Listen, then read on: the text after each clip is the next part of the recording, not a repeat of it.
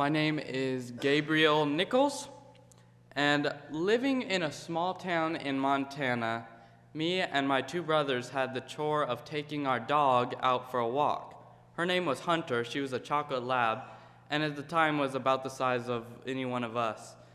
And we decided to switch the roles and have our dog take us for a walk.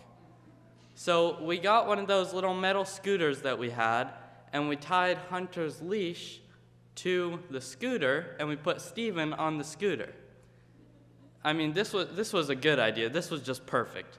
And we got about a block away from our house, and Hunter saw a deer.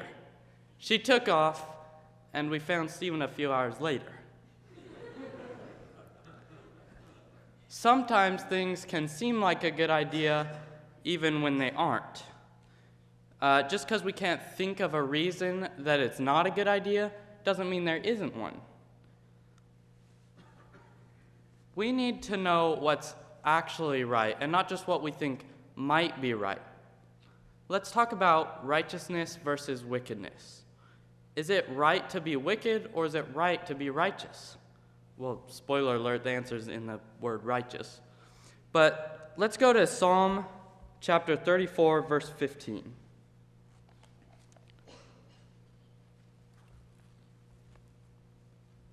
The eyes of the Lord are on the righteous, and his ears are attentive to their cry. What do you get from being righteous? You get the eyes of the Lord on you, and you get his attentiveness towards you. Proverbs 21:21 says, "Whoever pursues righteousness and love finds life, prosperity, and honor."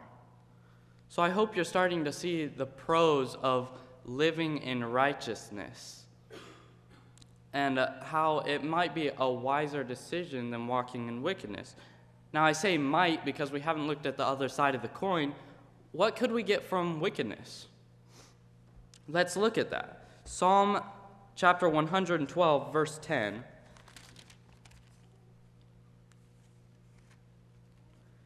The wicked will see and be vexed. They will gnash their teeth and waste away.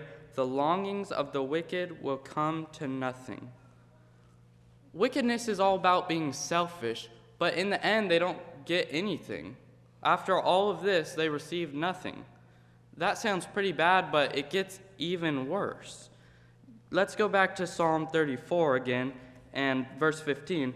The eyes of the Lord are on the righteous, and his ears are attentive to their cry, but the face of the Lord is against those who do evil, to blot out their name from the earth. And then to verse 21. Evil will slay the wicked, the foes of the righteous will be condemned. This is of eternal matter. What it boils down to is this. You can choose the wicked life and you might enjoy it. It'll be self-pleasing. You might even get worldly riches from it. But what is it to gain if you can have anything you want in this world, on this earth, but lose your soul? On the other side, if we live in righteousness, we're probably going to be persecuted for it, and we're still going to go through trials and have hard times. But when Jesus comes back, we get to live with God for eternity. That's a long time. And it's going to be a whole lot better than anything on this earth because we'll be in the presence of God. So if so far you've come to the conclusion that walking in righteousness is better than walking in wickedness, then let's look at what we can do to become righteous. 2 Corinthians chapter 5, verse 21 says, God made him who had no sin, Jesus, to be sin for us, so that in him we might become the righteousness of God. We can become the righteousness of God by being baptized and being with Jesus.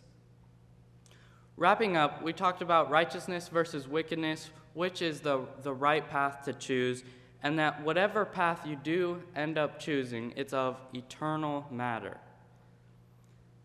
But becoming the righteousness of God can take time. It's not an overnight thing. So I challenge you to think, to just take the first step towards becoming more righteous, and think of one thing Just one thing right now, think of it in your mind, that's holding you back from being more righteous. What can you do to change?